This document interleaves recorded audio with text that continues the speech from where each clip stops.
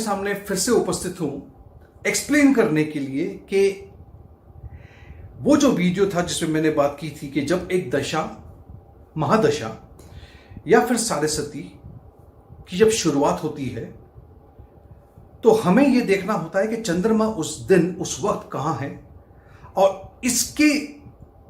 उसके मुताबिक हमें यह गणना करनी है कि क्या ये नारायण मूर्ति के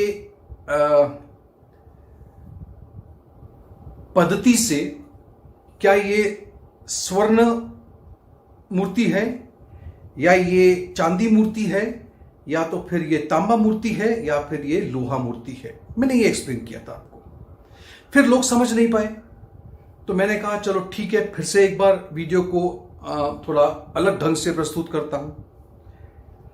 अब मैंने आपसे कल कहा था आपको दो कुंडलियों को सामने रखना है बिल्कुल, एक तो लग्न कुंडली आप सभी लोग जानते हो और एक है चंद्र राशि कुंडली जिसमें चंद्रमा हमेशा लग्न की पोजीशन पे आ जाता है।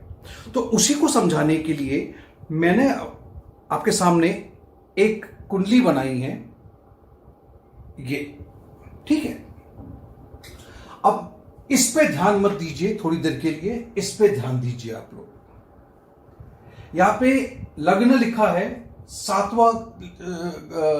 नंबर लिखा है पहला घर लेकिन नंबर 7 है, मतलब कि ये तुला राशि की कुंडली, तुला लग्न की कुंडली है, सॉरी तुला लग्न की कुंडली है। तो अगर ये तुला है तो ये वृश्चिक है, ये मकर है, सॉरी ये तुला है, ये वृश्चिक है, ये धनु है, ये मकर है और ये कुंभ है। चंद्रमा यहां बैठा हुआ है, आप देख पा रहे हो चंद्रमा यहां बैठा हुआ है। इस व्यक्ति के, हो सकता है ये आपकी कुंडली हो, आपको इस चंद्रमा को क्या करना है। मैंने आपसे कहा था इसको जब आप इस चार्ट में ऊपर ले जाते हो, मतलब 11 नंबर को ऊपर ले आते हो तो यह आपकी चंद्र लग्न कुंडली बन जाती है। यह चंद्र लग्न कुंडली है, इसको आप ऊपर ले आए। फिर नंबर को देखिए आपने, मैंने ऐसे ही लिखा है 11 12 1 2, राइट। अब फिर से थोड़ी देर के लिए इसे भूल जाइए, यहां आ जाइए। अब 24 जनवरी 2020 को लगभग दोपहर को 2:20 पर शनिदेव धनु राशि को छोड़ करके मकर राशि में इनका प्रवेश हुआ था। मैंने आपसे यह भी बताया था एक वीडियो में कि यह वही तारीख है जिसके बाद में कोविड-19 की शुरुआत हुई थी, केसेस आने लगे थे। अब जब ये इस राशि में प्रवेश कर रहे थे, किया उन्होंने, उस वक्त चंद्रमा यहां ना होकर के वो यहां बैठे थे 2.27 यानी कि 2 डिग्री और 27 मिनट पे ये चंद्रमा कहां बैठे थे, मकर राशि में ही बैठे हुए थे। ये देखिए, ठीक है, यहां पे आपको एक्सप्लेन किया मैंने। अब सीधी सी बात है, अब इसको मैं पूरा घुमा दूंगा और इस चंद्रमा को ऊपर लेके आऊंगा तो ये जो मेरे शनिदेव और चंद्रमा है वो मेरे 12वें घर में चले जाएंगे। यहां पे 5वां घर है लेकिन यहां पे 12वें घर में चले गए क्योंकि चंद्रमा ऊपर लग्न में आ गया, राइट। अब मैंने आपको बताया था कि आपके पैदा होने के वक्त जो चंद्रमा है उससे ये चंद्रमा अगर पहले घर में यानी कि इस घर में ही होता, छठे घर में इस घर में होता और 11वें घर में यानी इस घर में होता तो इसे हम स्वर्ण पद या स्वर्ण मूर्ति कहेंगे, जिसका प्रभाव यह पड़ेगा कि आपको बहुत ही उत्तम या साढ़ेसती या तो वो दशा चलेगी, बराबर। अगर आपके पैदाइशी चंद्रमा से जब आप पैदा हुए थे वहां से अगर वो दूसरे घर में, 5वें घर में, 9वें घर में, यानी कि दूसरे घर में, 5वें घर में और 9वें घर में रहेगा, इसे हम कहेंगे चांदी मूर्ति। ये देखिए चांदी की मूर्ति है जहां पर आपको रिजल्ट अच्छा मिलेगा, बहुत अच्छा मिलेगा। उसी तरह से अगर तीसरे भाव में, 7वें भाव में अथवा 10वें भाव में अगर आपका चंद्रमा लग्न के चंद्रमा से दूरी बनाए हुए हैं तो तांबा मूर्ति कहा जाएगा, जिसमें आपको रिजल्ट ना बुरा ना अच्छा या अच्छा ही मिल सकता है आपको। मैंने कहा था आपसे आखिरी कि चंद्रमा से अगर चंद्रमा चौथा, आठवां, 12वां यानी कि चौथा, आठवां और 12वां हो तो ये अच्छा रिजल्ट नहीं देता है। और सीधी सी बात है, अब जिसकी बात मैं कर रहा हूं अगर इसको ऊपर लेके आओ तो स्वाभाविक बात है कि ये जो शनिदेव जब लगे थे को कुंभ राशि वालों के लिए, जिसकी कुंभ राशि है उसके लिए 12वें घर का बन जाता है। तो क्या ये बहुत बुरा हो जाएगा उनके लिए? बिल्कुल नहीं। क्यों? एक्सप्लेन करता हूं। मैं बात कर रहा हूं साढ़े सती की। आपको पता होगा कि साढ़े सती कब लगती है? जब चंद्रमा से 12वें शनि, पहले शनि और दूसरे शनि चलते हैं। हमें इस बात का ध्यान रखना है। और दो विचारों के ज्योतिष होते हैं।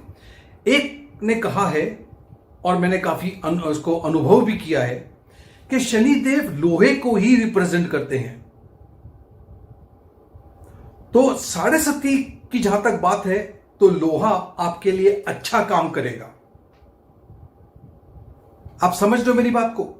ये जो पद्धति है ये वैसी रहेगी। मैं दशा की बात नहीं कर रहा, मैं साढ़े सती की बात कर रहा हूं। हां, अगर ये दशा की बात की जाए तो स्वाभाविक बात है कि मान लो गुरु की दशा है या किसी और की दशा है और ये पोजीशन बन जाए कि 12वें घर के अंदर 4, 8, 12, तो ये दशा आपकी अच्छी नहीं हो सकती है।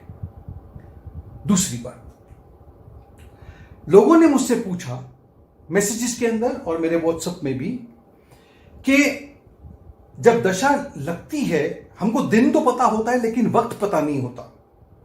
मेरे भाई, मेरी बहनों, जिस वक्त पे आप पैदा हुए हो, अगर दशाएं वहीं से कैलकुलेट होती है तो स्वाभाविक सी बात है आपको वही वक्त को गिनना होगा।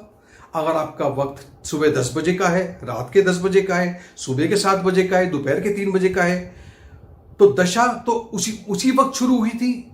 दशा, विंशोत्तरी दशा कहां से गिनते हैं हम? चंद्रमा एक नक्षत्र के अंदर किस डिग्री पे है उसी से गिनते हैं, वहीं से वक्त शुरू होता है आपके लिए। तो आपके पैदा होने का वक्त जो है उस दिन पे जब दशा लगी है उसी वक्त को आप गिन के चलिए, आपको उसका परिणाम मिल जाएगा। वैसे भी चंद्रमा एक राशि में 2.25 दिन के लिए रहता है, तो आपको इतना ज्यादा टेंशन लेने की जरूरत नहीं है। वो कहीं नहीं जा रहा। अगर आप सुबह के 7 बजे से लेकर शाम को 5 बजे तक भी आप आगे पीछे हो जाओगे तो चंद्रमा कहीं नहीं जा रहा, वो वहीं पर है। वो सिर्फ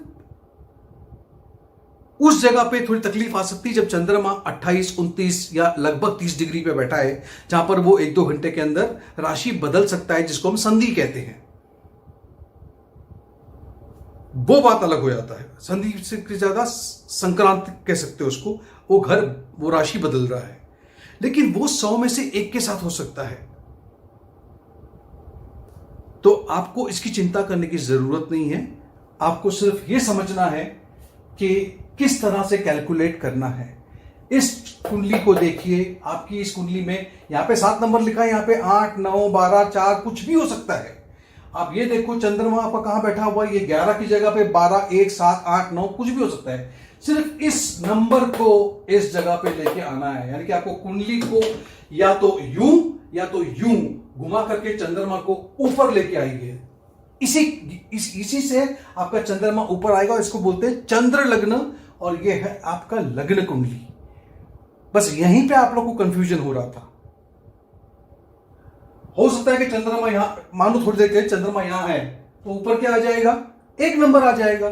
चंद्रमा यहां है 2 नंबर ऊपर आ जाएगा। चंद्रमा 4 पे है, 4 नंबर ऊपर आ जाएगा, और फिर नंबर को उसको लिख दीजिए आप। सिंपल सी बात है, राइट?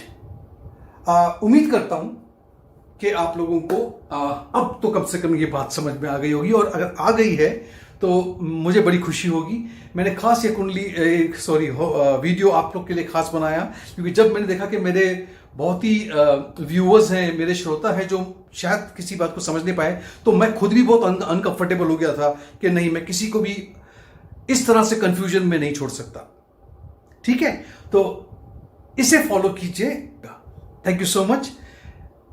वीडियो को लाइक कीजिए, सब्सक्राइब कीजिए जो मैं हमेशा कहता हूं, और बने रहिए। Thank you.